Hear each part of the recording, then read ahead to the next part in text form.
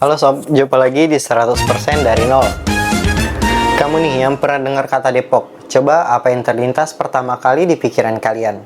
Ayo ting-ting, sarang alien, tempat covid pertama kali, tempat kelahiran begal, babi ngepet, atau apapun kejadian aneh dan menggemparkan muncul.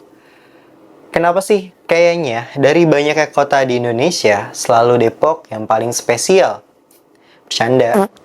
Oke, seringkali di media sekarang Depok digambarkan soal warga dan peristiwanya yang aneh-aneh. Tapi emang iya juga sih, ya kan? Nah, fun fact nih, atau fakta menarik bakalan kita bahas soal Depok. Tahu gak kalian? Dulunya Depok itu adalah negara loh dan sempat memiliki presiden lewat pemilu. Mungkin kalian perlu tahu nih, kalau masih menjadi negara, usia negara Depok lebih tua dibandingkan berdirinya negara Indonesia tercinta ini. Kok bisa? Kita mulai ceritanya. Perjalanan ini kita mulai dari Cornelius Castellin. Tiada kehidupan tanpa kasih sayang. Membahas Depok tak lengkap rasanya jika tak membahas tentang zaman penjajahan Belanda. Mau kalian terima ataupun tidak, orang Belanda lah yang menjadikan Depok kota yang begitu spesial. Ini dia orangnya. Cornelis Castellin lahir di Amsterdam 10 Agustus 1657, lahir dari keluarga terkenal. Dia adalah anak bungsu dari keluarga 8 anak. Castellin ini lahir dan tumbuh di keluarga konglomerat di zamannya. Ayahnya, Anthony Castellin, adalah seorang Belanda keturunan Prancis yang memiliki jabatan yang cukup tinggi di perusahaan Hindia Timur Belanda. Ibunya, Maria Krudiner, adalah putri wali kota Dordrecht yang bekerja untuk perusahaan Hindia Belanda di bagian barat. Jadi, bisa dibilang Castellin ini tajir mampus. Ya, bagaimana enggak? Ibu bapaknya bekerja di dua perusahaan terbesar di Belanda kala itu di cabang timur dan barat. Castellin tumbuh dengan agama Kristen Protestan yang taat. Ketaatannya pula yang membuat Castellin menjadi pribadi yang begitu baik.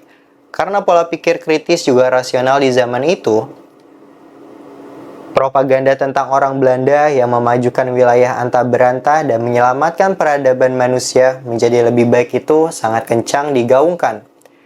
By the way nih, yang disebut itu kita loh guys. Depok, kota anta berantah.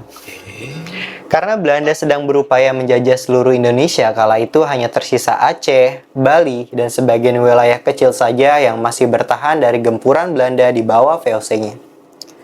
Sampai pada akhirnya, pada tanggal 24 Januari 1675, Cornelis Castellin yang berusia 17 tahun naik kapal laut kesayangannya yang dinamai Ship Huis de Zelf dan tiba di Batavia, Indonesia. Dan atas rekomendasi dari keluarganya pada tanggal 16 Agustus 1675 di Batavia, Castellin bekerja bersama ibu dan ayahnya di perusahaan VOC tersebut. Karir Castellin pun bisa dibilang meroket pesat dalam kurun waktu kurang dari 10 tahun dia berhasil menjadi orang nomor 2 di perusahaan Kastel Batavia tersebut. Selama bekerja, ia melihat bahwa propaganda yang dilontarkan Belanda terhadap pribumi itu salah.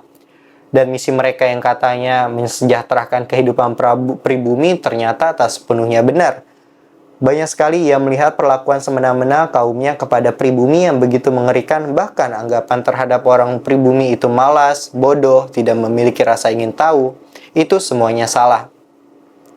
Castellin melihat mereka semua hanya tidak memiliki kesempatan. Bahkan, Castellin jatuh cinta kepada negeri yang disebutnya Batavia itu karena beraneka ragaman suku yang dimilikinya. Meskipun berbeda-beda bahasa, namun mereka tetap saling bisa memahami dan respek antar satu suku dengan suku yang lainnya. Akhirnya, muncul ide gila di benaknya kalau memang pemerintahan kerajaan Belanda tak bisa mewujudkan apa yang mereka gaungkan, maka biar ia saja yang mewujudkannya. Misi itu dimulai. Ia rela menggelontorkan uang pribadi miliknya untuk membeli sejumlah tanah strategis di Batavia. Dari tahun 1691 hingga 1704, Castellin memperoleh berbagai perkebunan di selatan Batavia. Misalnya, Serengseng, sekarang Serengseng Sawah, Jakarta Selatan, pada tahun 1695. Kemudian di Cimanggis, Depok atau sekitar 25 km dari Batavia. Pada tanggal 18 Mei 1696, ia membeli sebidang tanah seluas 12,44 km persegi di Pancoran Mas Depok, di antara Sungai Ciliwung dan Pasanggerahan. Yang menarik tuh, dari tanah yang ia beli tersebut, kemudian ia mendirikan organisasi keagamaan Kristen pertama di Pulau Jawa. Sebuah organisasi untuk jemaat Protestan yang terdiri dari penduduk asli Indonesia yang diberi nama De Eerste Protestante Organisate van Christen, atau yang sekarang dikenal Depok. Itu nanti gue tulis di bawah ya. Kebetulan gue nggak bisa bahasa Belanda. Wah, jadi sob, sebenarnya nama Depok itu adalah singkatan dari organisasi yang didirikan oleh Kastelin tadi. Tak lupa karena kecintaannya dengan keanekaragaman budaya dan suku Indonesia, Kastelin juga membeli budak kurang lebih sekitar 200 orang yang terdiri dari 12 keluarga. Nah, 12 keluarga budak ini akan menjadi peran penting di alur cerita ke depannya. Sebisa mungkin kalian ingetin ya baik-baik. Dan satu lagi, jangan samakan hukum sekarang dan hukum di tahun Kastelin hidup. Karena di tahun tersebut perbudakan adalah hal yang lumrah. Ke-12 keluarga budak itu ia ambil dari berbagai daerah di Indonesia, terutama daerah yang berpenduduk mayoritas Kristen seperti NTT, NTB, ada juga dari Bali dan Sumatera, serta beberapa budak yang dari Jawa. Kastelin ini memang sangat cinta dengan agamanya. Makanya ia ingin memiliki budak yang bisa ia ajarkan agama Kristen Protestan yang taat. Agar sama seperti dirinya dan membuat daerah otonom sendiri sebagai percontohan kepada pemerintahan Hindia Belanda kala itu. Ke-12 keluarga tersebut dibaptis dan diajarkan agama juga tata cara orang-orang Eropa dalam kegiatan keseharian. Tak lupa Kastelin juga mengajarkan pendidikan dasar agar mereka tak lagi buta huruf dan buta tulis. Kemudian Kastelin juga mengajarkan mereka tentang bercocok tanam dan bagaimana cara mengelola bahan makanan agar awet dan mereka tak kekurangan makanan. Kastelin awalnya hanya menargetkan mereka bisa baca tulis dan dapat berhitung. Namun melihat kemajuan budak-budaknya yang begitu pesat, ia pun mulai mengajarkan hal-hal yang lebih mendalam seperti bagaimana pemerintahan yang baik dan benar itu. Bagaimana cara ekonomi dapat berjalan. Pokoknya ia mengajarkan segala macam yang ia ketahui ke seluruh budaknya. Ia juga kadang dibantu oleh teman, saudara, dan keluarganya yang mampir ke tanah yang sedang ia garap tersebut. Seiring berjalannya waktu, mereka pribumi yang dulunya dianggap bodoh dan lusuh sekarang menjelma menjadi orang-orang yang beradab, bahkan mereka lancar berbahasa Belanda. Berpakaian seperti orang Belanda dan cara berjalan dan gestur tubuh mencerminkan orang Belanda itu sendiri. Kastelin yang melihat hal itu begitu senang. Dan kabar tentang budak-budak yang disejahterakan oleh Kastelin pun tersebar keluar Depok. Baik VOC atau warga pribumi lain sangat tidak menyukai tindakan Kastelin tersebut. Di pihak VOC menyebut bahwa Kastelin hanya membuang-buang waktu dan menghambur-hamburkan uangnya. Mereka berkata, sekali budak akan tetap budak. Mereka adalah manusia primitif, selamanya akan primitif. Mau diberi pakaian sebagus apapun, mereka akan tetap kembali ke naluri alaminya, yaitu pemalas, suka mencuri, dan bodoh. Itu yang difikirkan dan dilontarkan para kaum Belanda dan petinggi VOC lainnya kepada Kastelin. Namun, Kastelin tak memperdulikannya. Ia malah melontarkan pertanyaan balik dan menanyakan tentang janji-janji VOC kepada pribumi yang tidak ditepati sama sekali. VOC dan kaum Belanda ingin sekali membubarkan apa yang telah dibangun oleh Kastelin. Namun, sayangnya Kastelin adalah orang kuat dan lahir di keluarga terpandang dan juga Kastelin membeli tanah itu secara sah. Jadi bebas saja Kastelin melakukan apapun yang dia inginkan di tanahnya dan itu tidak dilarang oleh hukum. Dari sisi pribumi, melihat sesama pribumi lain yang diperlakukan begitu baik oleh Kastelin, ada rasa iri hati mereka dan amarah yang begitu besar. Pribumi-pribumi sekitaran Depok yang terdiri dari suku-suku lain yang tidak masuk dalam jajaran ke-12 budak Kastelin sangat merasa iri karena perlakuan Kastelin kepada para budak-budak tersebut. Mereka yang diperlakukan semena-mena oleh Belanda dan sangat membenci Belanda, sedangkan budak Kastelin bisa-bisanya berpakaian seperti Belanda, makan makanan yang sama seperti Belanda, berbicara dan bergaya seperti Belanda, dan ya, mayoritas mereka memang berasal dari timur dan luar Pulau Jawa dan beragama Kristen. Membuat pribumi lain menjadi sangat iri dan selalu menyebut mereka ini pengkhianat dengan sebutan Belanda Depok. Nah, kita tahu kan awal mula sebutan Belanda Depok dari sini. Selama budak-budak Kastelin ini beraktivitas, entah ke pasar atau berpergian ke Batavia maupun ke Bogor, di kereta atau di tempat-tempat umum mereka selalu diejek dengan sebutan Belanda Depok. Mereka terus dicibir sampai Kastelin yang mendengar budak-budaknya bercerita sambil menangis menceritakan kejadian tersebut keheranan. Kenapa yang ia lakukan ini salah dimengerti oleh orang lain?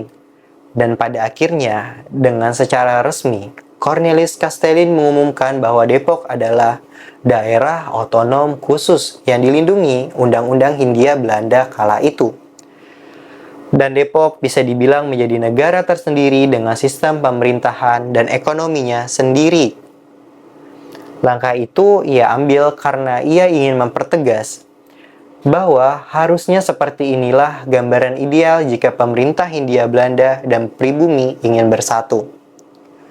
Kastelin ingin ke-12 keluarga budaknya mendapatkan kemerdekaan dan status kebebasan dari tak lagi menjadi bukan. Awalnya hal tersebut ditentang oleh pemerintah Hindia Belanda, namun Kastelin dengan kejeniusannya berdalih jika hal tersebut sah. Karena sistem hukum Hindia Belanda kala itu memperbolehkan pembebasan budak asal budak tersebut menganut agama Kristen Protestan. Karena rancangan misi VOC kala itu adalah Glory, Gold, Gospel. Kastelin dan ke-12 keluarga budaknya sudah dibaptis menjadi Kristen Protestan. Bahkan Kastelin menunjukkan bukti bahwa budak-budaknya adalah Kristen Protestan yang taat. Kastelin pun tak lupa memberikan nama marga ke-12 keluarga mantan budaknya itu. Dari 12 keluarga budak asli, setidaknya 5 keluarga memutuskan untuk menerima nama Kristen baru dari Kastelin. Ada juga loh keluarga Katolik Roma yang diubah menjadi Kristen Protestan oleh Kastelin, yaitu Ishak, Jacob, Jonathan, Joseph, dan Samuel. Itu adalah nama-nama Alkitab yang diberikan Kastelin kepada keluarga budak yang bertaubat. 7 keluarga yang tersisa mempertahankan nama asli mereka. Bakas, Lawrence, Leander, Leon, Zadok, Soedira, dan Tolens. Setelah Perang Dunia II, nama Zadok pun punah dikarenakan tak ada keturunan laki-laki yang lahir dari keluarga Zadok itu. Kalau untuk penyebutan nama takut ada yang salah, kalian bisa searching aja di Google ya. Bisa dibilang Cornelis Kastelin ini adalah orang yang revolusioner kala itu dan membuat gempar sepenjuru dunia. Karena mungkin tuan tanah pertama yang membebaskan begitu banyak budak yang ia miliki dan ia beri pendidikan yang layak di zaman itu. Dan tak hanya sampai di situ, dalam surat wasiatnya ia menuliskan bahwa keluarganya, istri dan anak-anaknya boleh memiliki harta Kastelin dimanapun. Namun, tidak dengan tanah yang di Depok. Ia mewariskan tanah-tanah di Depok untuk dikelola oleh keluarga 12 budak itu tadi, agar mereka dapat menerapkan pemerintahan otonom sendiri dan melanjutkan impian Cornelis Kastelin agar Depok menjadi kota ideal yang ia cita-citakan sejak dulu. Di tahun 1714, akhirnya di umurnya yang bisa dibilang belum begitu tua, Cornelis Kastelin harus mengembuskan napas terakhirnya. Ia mewariskan hal yang begitu penting ke 12 keluarga budak tersebut, dan untuk pemerintahan Hindia Belanda juga pribumi di luar Depok, bahwa cara seperti inilah manusia harusnya diperlakukan. Cerita tentang Depok bakalan lanjut ke part 2 karena 12 keluarga ini berperan penting sampai Depok punya presiden. Wah, keren juga ya Depok, punya presiden loh. Apa kalian bakalan pro ke Belanda atau pro ke Kastelin? Tulis pendapat kalian di kolom komentar ya. Tetap tungguin terus ya di 100% dari nol. See ya!